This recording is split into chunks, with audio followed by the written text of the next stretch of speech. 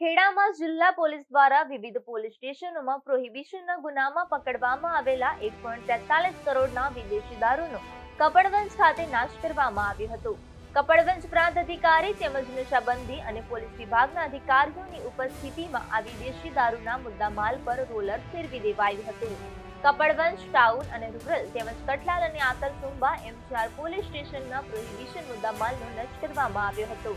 Police અધિકારીઓની ઉપસ્થિતિમાં કપડવંજના કલસનપુરા ડુંગરા વિસ્તારમાં પ્રોહિબિશનના 87 ગુનાની 50,716 વિદેશી દારૂની બોટલો 1.43 કરોડના મુદ્દામાલ પર રોલર ફેરવી દેવામાં આવ્યું છે।